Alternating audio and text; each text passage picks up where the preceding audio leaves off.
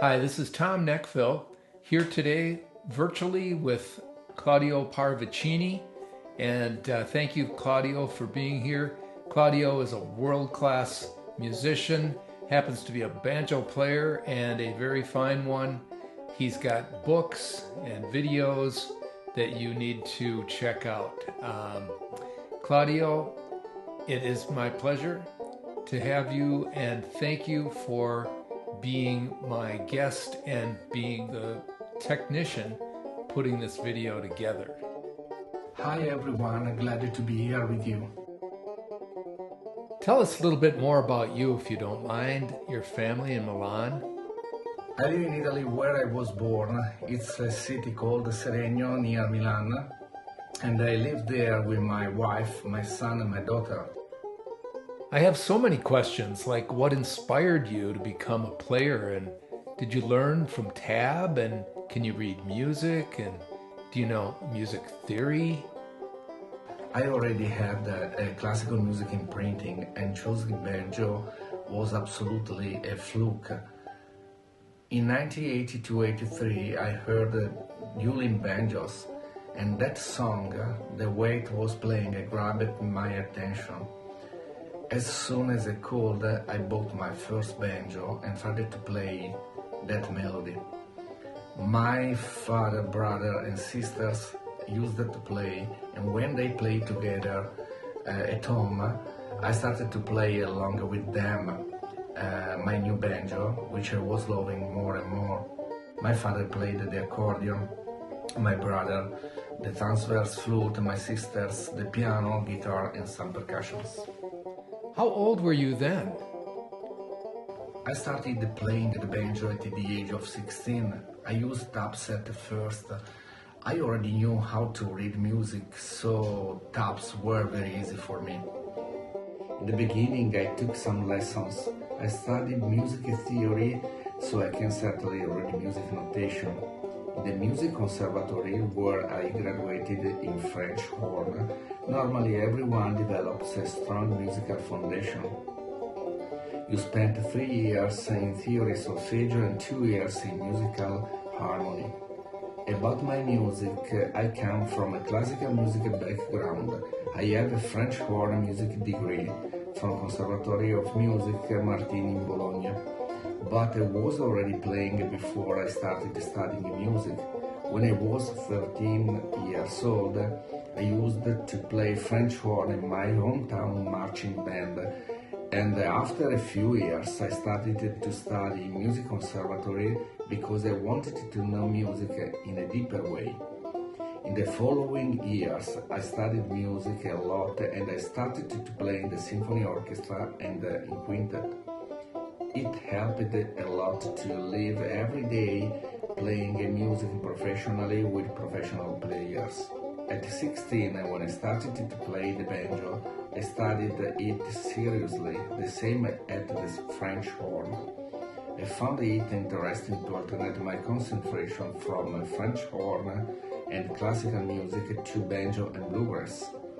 But at the same time I felt a growing need to play different music on banjo, so I tried to play French horn scores on the banjo.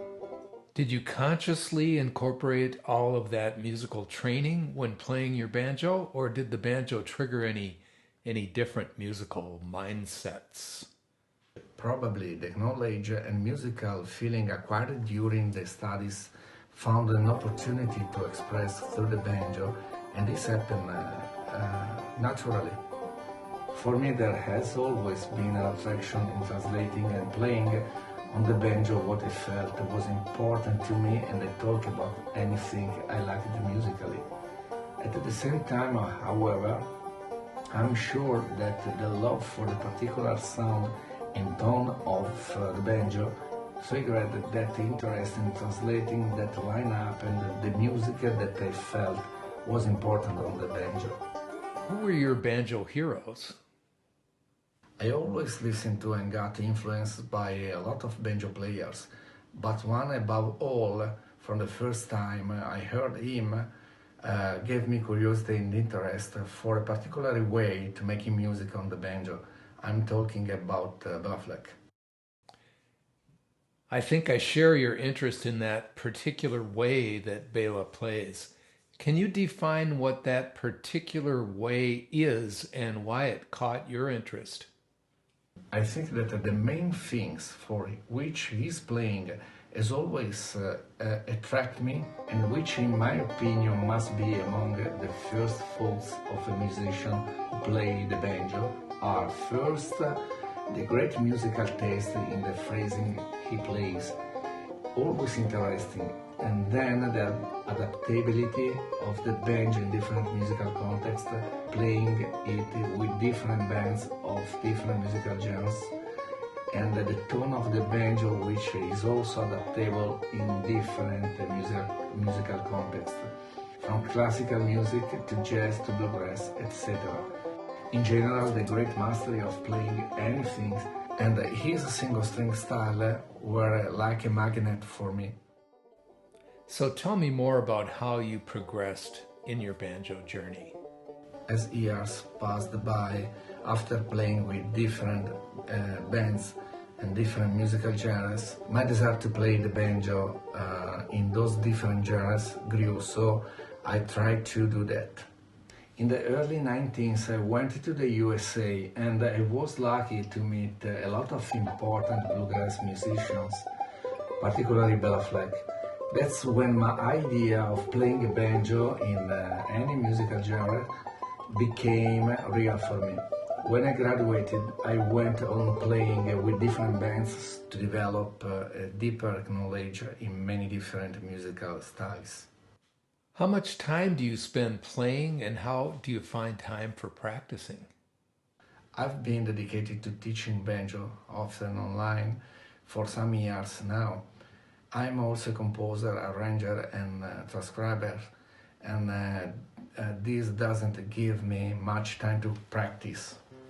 When I was younger, I alternated between study of the banjo and the study of French horn. I studied the banjo for about 3 or 4 hours a day, and I did the same with the French horn. I now also utilize the time when I play with bands. I do practice the banjo when I have to play some complex pieces. When I have spaces between lessons, I use those moments to practice. Do you get gigs or perform much in Italy? Not a lot. I only accept gigs when I think it will be rewarding and interesting for me, which I find when I give lessons. Also here there is a musical situation that is very different from the American one. How do the Italians respond to banjo music? Italians find the banjo a fun instrument, but they still don't know it well, and often think of it as strictly an instrument that play country music. When they realize that the banjo can play different musical genres, they are amazed. In general, however, people like banjo. I've heard from some of your students that you've really helped them progress in as musicians. Is there one thing that you think is most important for people to understand or master in order to become more fluent on the banjo? I come from a classical teaching, so I think practicing every day, trying to understand how and what to improve in order to play better is important.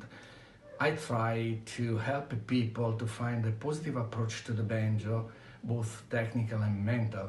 And through a study path targeted for each of them, from daily routine exercises to playing tunes that I choose for them, to the theory that is important for improvisation. With all of this, I help them to improve their musical situation on the banjo. I want to ask you what you like about your Nechville banjo.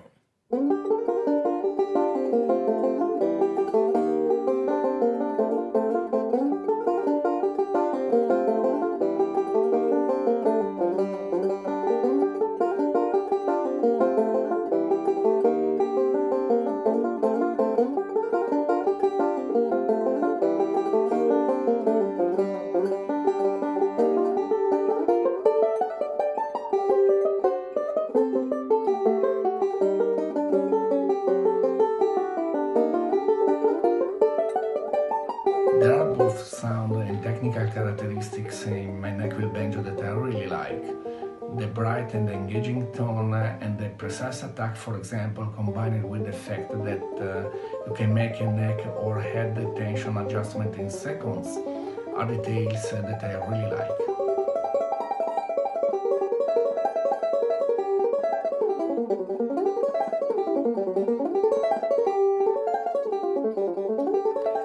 Besides representing traditional and old-time music, what other kinds of music do you find the banjo as being well suited for? I have always thought of the banjo as any other musical instrument that in its evolution can play any musical genre. And in the case of the banjo, the result is always exciting, from traditional music to blues, from classical music to jazz and Latin and others. Knowing how to use the different techniques, the banjo fits in positively enriching any musical genre. And so why do you like the banjo in general? There are several reasons why we are attracted more to one instrument than another. A bit like happens between people. The charm of the instrument's tone is probably what you fall in love with at the first approach. What it can express through the way of playing is another important element, and for me it was the same. Would you recommend the banjo to someone who has no musical experience whatsoever?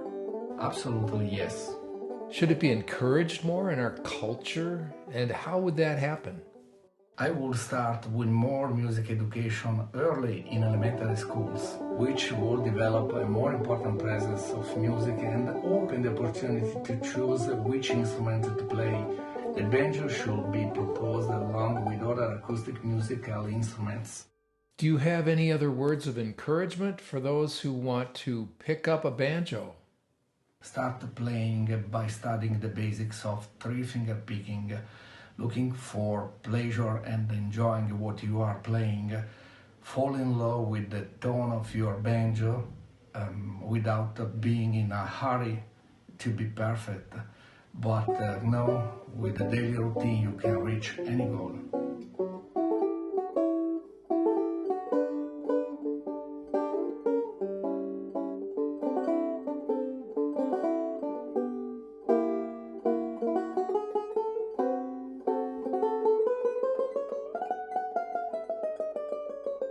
Okay. There is one more thing that we need to talk about. Your intensive musical training and background makes you uniquely qualified as a banjo teacher. And can you say something about how people can reach you if they're interested in getting in touch about lessons? Banjo player can find me on Facebook Messenger, YouTube or Instagram, or they can send me an email. Other way to get introduced to my banjo lessons will be to go through Nechville Banjos. Right, Tom? Yes, Claudio. Yes, let's end this video with an official announcement on that subject. As part of Nechville's campaign to work directly with and support Nechville banjo players, from now until further notice, Nechville will include a free lesson with Claudio along with the purchase of a new Nechville banjo. So I want to just thank Claudio for your participation in this and for you playing a Nechville banjo. Working together this way should be fun. I really look forward to taking some lessons from you myself. Thank you, Tom. I can't wait to start this collaboration. Goodbye. Ciao. Okay. Ciao for now.